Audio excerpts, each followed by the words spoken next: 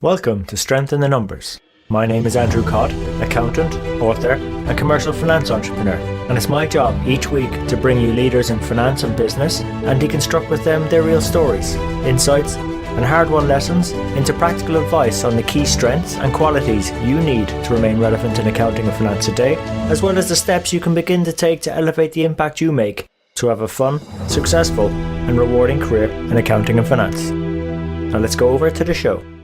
Hi everyone, and welcome to this week's Strength in the Numbers show. Now, if asked what is your month-end process, or what's the process for, say, paying an invoice, most finance professionals would either know what it is, or where to look, or who to ask for it. However, when it comes to where is your process or approach for driving better decisions or making more of a meaningful impact in our organizations, I imagine a lot less of us would really understand the how or who or where that perhaps resides. And that's why I've brought back onto the show Brad Eisenhuth, who's founder and leader of the multi-award winning The Outperformer team, to bounce around some ideas on how we as finance professionals can do what we need to do to be relevant into the future, as well as deliver what's needed today, how to navigate being already busy and finding the time to do that, and actually some simple steps to install the infrastructure to achieve having a bigger seat at the table to help our businesses succeed. Now, Brad's a guy in real demand, so you might hear some background noise. He's actually at Sydney Airport when we're having this conversation and kicking around some of the key questions that are relevant to our audience. So just please bear with that. We've done our best to take it out. And if you enjoyed the show, please remember to let your friends and colleagues know about it, as they might benefit from some of the insights our guest mentors like Brad shares. So without further ado, over to Brad and the show.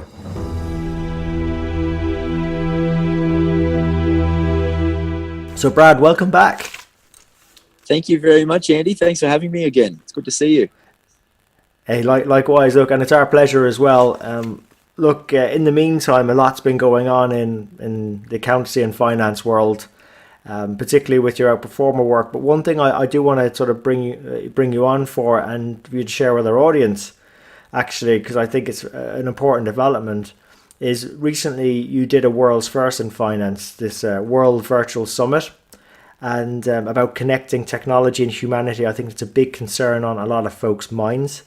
And, the fact that you were able to get 12 finance and accounting thought leaders who are also practitioners, funny enough, not your typical consultants, so they're living and breathing this day in, day out, over a 2-week period to share what they're doing for free to the world.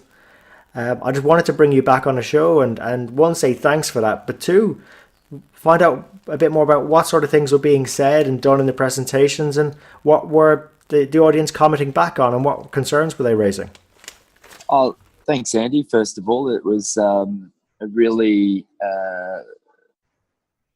for me, a rewarding experience to have so many people engage with us. And of course, you were involved, which was even better, to have your comments on the topic of value creation. But if to answer your question, the summit really touched on all elements of what we would consider the future of finance. Thinking about what is it that's going to be, or already is, on the minds of finance leaders and organizations as they drive efficiency, as they drive performance, and as we look at a more nimble, agile, and impactful finance function. So, that kind of gets broken into a few areas. We looked at technology from a few different angles, that being the data science and data analytics. And probably one of the pieces that I'm very keen on and interested in is modeling and visual influence, and the capacity to move the decision-making lens into a more robust, a more impactful, and more engaging setup. And that was with Lance Rubin. So we had this sort of technology lens to a few of our talks. We had the ever going and for ongoing discussion about business partnership and strategic business partnership, and of course you and I have talked about this before, and we talked about this a little bit on our webinar, and certainly in other conversations we've had, in that business partnership as a concept has existed since the 60s, yet right now there's this extreme pressure and interest from businesses to raise the level of impact of finance. And that's sometimes not well understood by all of the finance organisation in businesses, but certainly from the non-finance lens, there's a huge drive and expectation that the value that's what they're expecting, or the involvement in strategic opportunities and tactical opportunities is expected to increase. And now this, the notion of accuracy and timeliness is expected to be put on the table. It's no longer an outstanding or a great effort. It's expected. And I guess the final piece that was a big building block in the summit was that notion of humanity in finance, or humanity in technology connecting, our capacity to lead people, our ability to work with people through change, our knowledge of talent and how they develop from a decision making and a growth point of view. And I think when you distill all of that, the key at the end of the day, in terms of the reason why people tune into these things, is it's all about their career, and it's all about their ability to have a fantastic, enjoyable time in the work that they do to sustain their future. And at the secondary component to that is, when it comes to finance, we can talk about data, we can talk about systems, we can talk about projects till the cows come home, but people are the drivers and the instigators and the architects of these solutions. And there's a huge component of the future of finance that relates to this piece. And quite frankly, a lot of the concepts around human beings and our behavior and our thinking and the leadership of people are not new concepts, but there's still things that we continuously struggle with. So that was certainly part of it. Now, when you look at the types of questions, that was the second part of your question, Andy. Yeah. The types of things coming back from the audience. I think what it comes down to is people are really curious about the practicalities of how to move from A to B. When it came to things like modeling and the visual influence piece, what is it that I need to put in place now that helps me get this done? When I engage with a stakeholder, what are some of the things I should be doing and putting in place that helps this come to life? Sometimes people ask for the silver bullet on things that realistically don't have a silver bullet. They're possibly much more orientated to an exploration or an innovation or an iteration of what they're already doing. And that, of course, in a webinar environment can happen.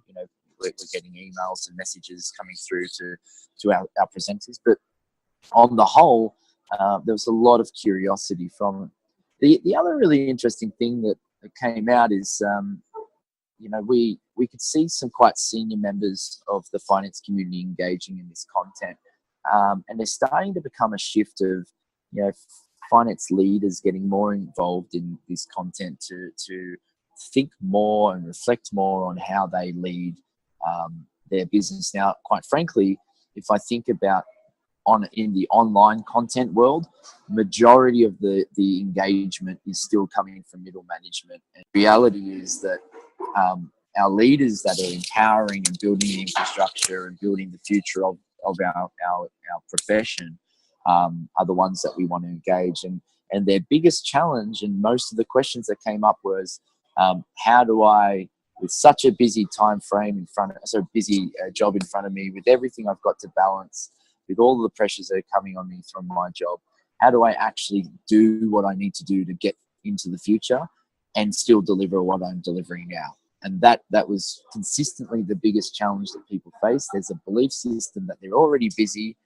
and executing on this is the challenge. And quite frankly, I understand where that comes from. I mean, there's a whole raft of solutions and strategies and ways of dealing with that I've worked with many of my clients, but that certainly came through in the feedback from the webinars. Well, look, that's a great synopsis, Brad, of essentially 12 hours of conversations that happened during the virtual summit, but also obviously all those hours afterwards, going through the emails and the the comments that came up and so on. So look, really appreciate you doing that for us. And also, I do want to sort of point out that that was one of the main foundations of having this podcast, was to actually give people that practical guidance of what's working well, what's perhaps not working as well, and what people have learned on the journey. So making some of those things easier, the main challenges out there pressing. And I also find that in the type of audience, the show has, tends to be the sort of middle to near senior managers, and a lot of individual contributors, coming back to one of your early points, hungry and focused on change and driving that change. So look, a lot of what you're saying is what I'm sort of seeing and hearing from this side of the world as well.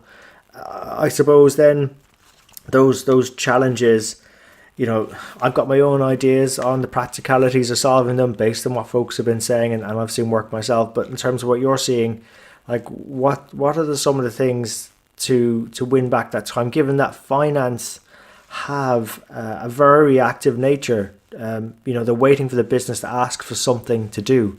So maybe that's just part of our DNA and our culture so far in our journey that we've tended to react. Our reporting has been backward focused, not as front focused or forward focused.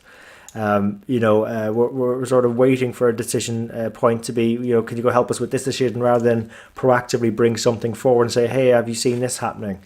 How do we steer the ship on that one? How do we turn the ship around? Is it a bit like an oil tanker? It takes a bit of a while to turn around, or is there things we can do to start now so that it moves a bit faster? Yeah, it's a really good question you asked there, Andy. It's I think when you look at any situation, you have to diagnose what's really getting in the way. And quite frankly, every organization, every culture has different impediments or different challenges that make that more difficult, or potentially create opportunities to really quickly navigate through that. And I think that's the caveat I'd put on anything I'm about to share with you. Of is course. Your culture is what you come up against. And with every team and business that we've worked in terms of transformation and the journey of raising the performance of finance, the thing that we're always conscious of is the system and environment we're working within, and how that influences, impacts what we do. Because without that awareness, no matter what we try, we could potentially be undermined. But with that in mind, there's quite a few things to look at. Now, the first thing is this notion of creating infrastructure. The infrastructure to position yourself for becoming more proactive and more planned about where you create value, right? So for most, if I sat down and I work with a finance team, and we workshop this all the time, we talk about vision, we talk about what we stand for, what we're here to do. Everyone comes up with slightly different versions of the same thing, which is we'd like to be a value-adding, driver of the business, a facilitator of decisions, all these sorts of things come up, right? All the same things. So every finance function wants to be having a bigger seat at the table to help the business succeed at its core. Now, the difficulty is when you ask someone, or you ask a professional in those teams, well, what do you do to plan for that? There's not a lot of thinking that goes into play. But if I say to you, well, what's your process and what's your structure for month end? Or how do you go about inputting an invoice? There's always a process, right? Yeah, and no one puts a process into the way that we impact our business and we build an approach. So, for example, what one of the great starting points to move from reactive to proactive is building a planner around a stakeholder-centric behavior. And we simplify it into 3 key areas. It's a really straightforward process, and once you have this plan, you move forward very quickly. And the first arm of it, and the most important ingredient, is your stakeholder landscape. Now, the stakeholder landscape is understanding what are the strategic objectives of your stakeholders and what are the more tactical or short-term pressures that get in the way of them achieving those strategic goals. Now, that comes in when it comes to making the time for it. That's the starting point. You need to make the time to learn these things. Often when you get down to middle management and more junior members of the team, they don't have a clue of that. Yet when a senior leader says, well, I want you to improve this and I want you to do this, and I'm looking for you to be more proactive in your role, it's very difficult for them to be focused and proactive when they don't actually understand the strategic objectives of the business and where to focus their energy. So we start with that. The second part that we look at is two types of projects. The second and third part are two types of projects. So if we're going to innovate and be more proactive, most people and most finance functions will focus on what we call enablement. And that is inward focusing activities. These are projects that only look after the interest of finance. And I'll give you a great example. When a team says to me, we're working on making our reporting more efficient, that's inward focusing, right? The business typically, if I speak really frankly, doesn't really care about the speed of your reporting. They still want it on time, and they still want their insights, but that's not their issue. The business is looking for other issues that are more oriented to the objectives of the business to be solved.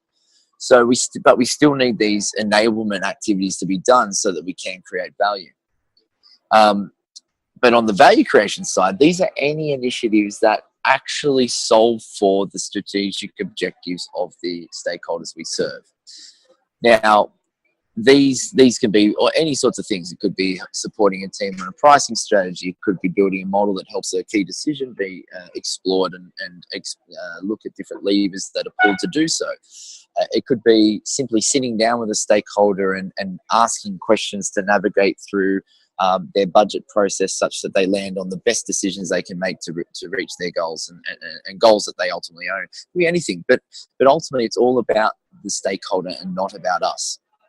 And so when we look at those three areas, arguably if I look at the trends that I've seen, most of the initiative for a finance function typically is focused around enablement. I'm using a system, I'm doing a process, I'm doing something, a task, and I need to do it more efficiently. And unfortunately, yes, that needs to be done, but it's not where the value lies for the organization. And so from a change point of view, once you shape that thinking and you plan your thinking around stakeholder, you start to realize what you can let go of. We had a client very recently, lots and lots of reporting going on, lots of time trying to get data for these regular reports that are pulled together. Once we did an analysis of the stakeholder landscape, we realized they don't actually even read the report. Yeah. Yeah. I actually literally was at a networking event only 2 weeks ago where I met a stakeholder by accident of one of my clients, saying, and we're on the journey with this client, and say, look, I don't even open it. I don't even open it. Now that report has a lot of time, a lot of investment in terms of systems that have been developed, and all sorts of things going to it, and ultimately it means nothing at the end of the day. And for the person that creates that's quite a disheartening experience. But when we move the dial forward and we go, well, what is it that you really want? This whole new landscape develops. And even a better question to ask, instead of saying, what do you really want? What is the problem you're trying to solve? What is the challenge that you need to overcome in your business? What are the decisions that are being made?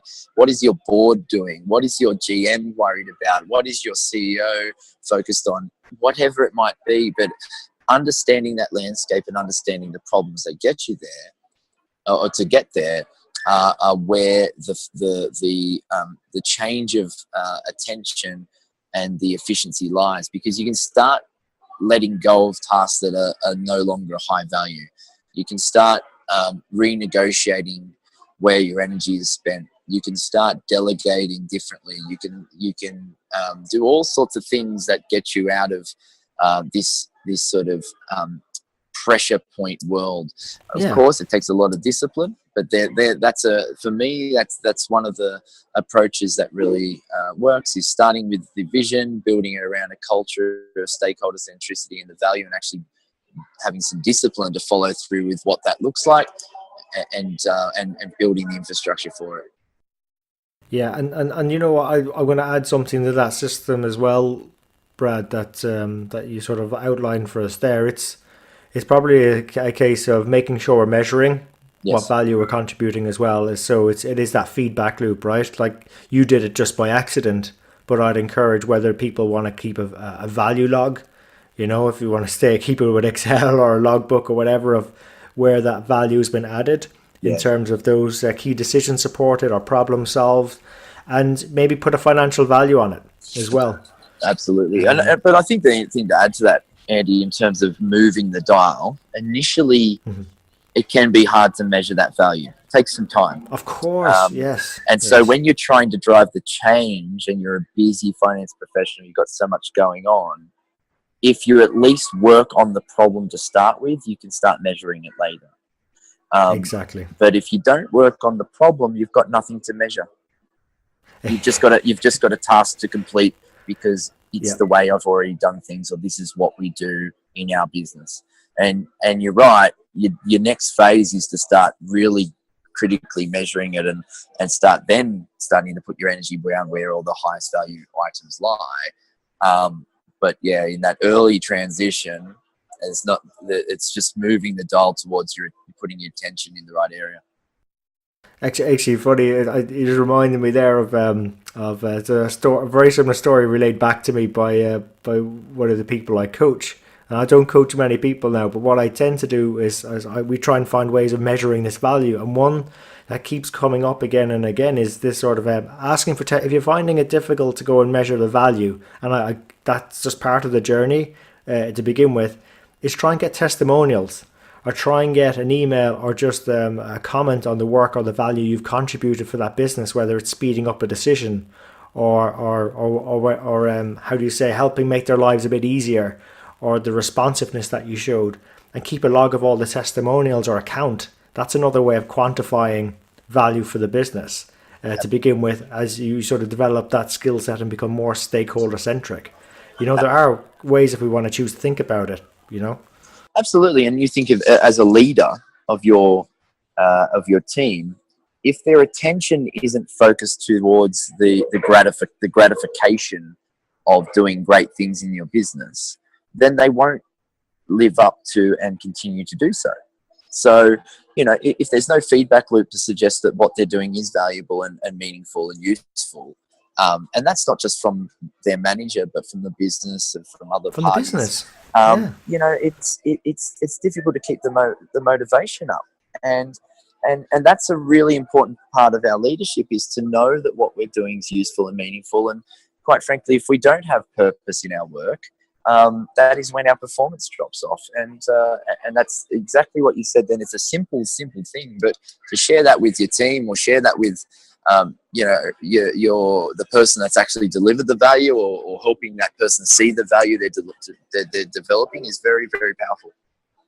Oh, definitely. But you use important words there, which is really touching on engagement. I know you use motivation and whatever, but essentially, if you want rewarding careers and want to create an environment for your teams to have rewarding, successful, happy, meaningful careers, what more meaningful way than to go and not only quantify the value you're offering, but on simple human terms, you just have another human being you've helped with something, say, great job, or thanks for that, or this is the difference you made in our business, or to me personally, or whatever. And it doesn't have to be a financial reward even. It's just that those comments and keeping track of those. Because when you sort of, balance it up and look at it, it's like, what work would you rather doing? The ones that's really making a difference for people in your business, or month-end reporting, or the unsexy stuff that sometimes it just have to get done. But, like how much of the job, if a job is 100% routine process that potentially could be automated, versus having people say, great job, well done, thanks for helping me solve my problems or making a better decision. Isn't that a better way, a better future for finance staff to be striving for? And it's in the gift of a lot of us to help give. Absolutely. And I think there's a big component of the community that believes in that. There's a big component as well that are very fearful and very worried about that. And they are, and some of them may be on listening to this podcast, but enjoy the structure, enjoy the safety of routine.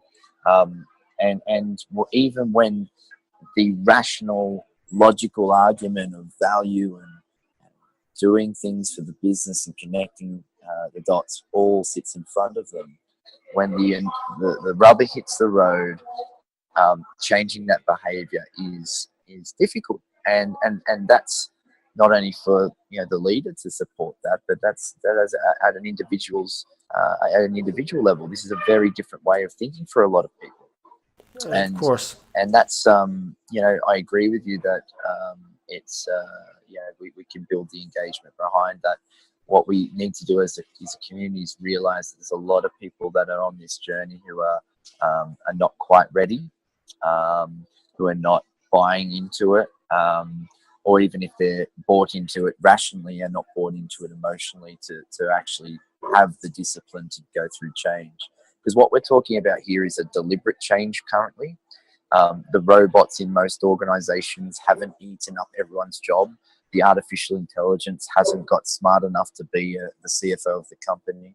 But there's not a traumatic cause and effect situation where everything must change now. And so everyone is trying to go for this deliberate improvement and valuable step up in their finance organization.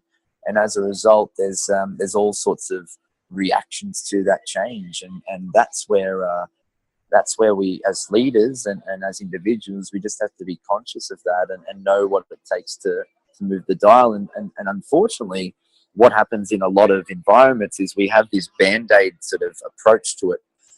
People will send, for example, I see this a lot in Australia, they'll send staff to a 2-day finance business partnership program, for example. And they'll say to themselves in their mind, well, this will be a great way to increase engagement. And they'll come back and, I want them to know what business partnership means, and I want them to be a better business partner. But ultimately, in 2 days, for someone that hasn't been consultative, hasn't coached leaders in their business or non-finance stakeholders, for someone who hasn't been value-oriented in their approach, 2 days does nothing. And in fact, it's almost the biggest waste of money I could see on the planet to invest in such a short-term solution, wanting that sort of impact. It's a whole journey of development and journey of cultural shift that we as a finance function and organization and community are going on, and it's a very different approach to trying to capture knowledge and assume that it fixes things. It's not like Excel. It's not like learning a shortcut and realizing that I've just saved myself some time. It's a behavior change, and I think that's what we have to be cautious of. Very much so, Brad. But I'm going to come to defense of finance here. How do a lot of accountants and finance professionals enter the profession? It's in that sort of rote learning, course-based, classroom-based, sometimes distance learning-based type approach. You get a certificate at the end of it. It's just what we're used to. And totally. What you're suggesting is something called cultural or just appreciation, awareness of the culture, and implementing systems to support people. So if people want to find safety in the routine, there's a role for that someone in finance as well. If someone wants to go and be more stakeholder centric, there's a role for that too. It's a great place to have a career. It's just, I suppose, if you think about that normal route we take, how much does culture come up in the exam syllabus? How much does business partnering come up in the exam syllabus? It's very technical still. Oh yeah, I'm on your side. I'm not defending. Sorry, I was suggesting that there's a need for defence from you. In fact, I think what we're saying is the same thing. There's completely an understanding that this is what we're used to, and but the point is, what we're used to doesn't mean it's right. And depending on what we want is what we're looking for, and what we do to get there is what we need to measure. Now, if we want to maintain our finance organisation, the structures we have now, there's no need to change. You just continue to do what we've always done, and if that's what we want, that's okay. There's absolutely nothing wrong with that. But I do find that there's a disconnect between the vision statements, the mission of finance teams, the conversation that's going on in terms of their delivery, and what's actually happening. And that's where certain finance leaders across the globe right now are really actually putting their money where their mouth is and saying, well, we want to do this, but we have to do it differently. And that's where the concept of the cultural shift of finance is coming into play. But like you say, it's definitely not commonplace, and it's not something we're used to doing. Yeah, that's another thing where they're putting the money where the mouth is, Brad. Is I get a lot of listeners, and I've sort of seen it myself to a degree, is the reliance on, I suppose, the big four type consultancies and so on doing the cultural change. But what I'm finding when I'm talking to the leaders is what seems to be more successful is practitioner-led change. So like change led from within. Yes, like absolutely. Even these podcasts, they're more mentor-led. People have been there, done that, have real corporate or practice type experience to go and affect these changes. Because it's not just about the big corporates. It's also those in smaller practices working with clients, adopting very similar stakeholder-centric mentalities that smaller and medium-sized enterprises are also crying out for. It. Like it's pervasive, this challenge. And what are you finding? Is there sort of that tend towards practitioner-led, I suppose, solutions and help in this space? Yeah, there is. There's a balance, right? There's absolutely a need to get your hands dirty and realize with teams that there's real inertia, real challenges, real practical issues that get in the way of what they need to do. But equally, there are different skills that traditional accounting and finance functions don't have right now that need to be imported. So, for example, data science isn't historically a finance capability. However, I know in Australia we see a number of organisations exploring the need for inserting a data science function into their finance team. Now, that doesn't come from a practitioner. I know lots of ex-CFOs that are out there consulting, but they haven't done that before. And so it doesn't mean they can't help a client develop it, but the infrastructure to help these teams through, that's what's most important. But I think adding another layer to it is, at the end of the day, the team needs to be given the space to change. So whether it's a small business or whether it's a large business, the team needs the space to change. And the leader needs to clear the way to do that. Now, we're working on this project at the moment for, most of our work is in large corporates, but we're now being asked to work on this project with a number of small practices that consult to small businesses. And it's a really interesting one for me because I run a small business as well. And so, the question is, accounting firms deliver accounting services, but they're looking to step up the value chain and be more of an advisory or a consulting service. And right at the moment, that notion of what consulting is or advisory is really skewed for most. And this is a generalization, but as a small business owner, the completion of a tax return or my bookkeeping or my accounting, we're now in the world of zero.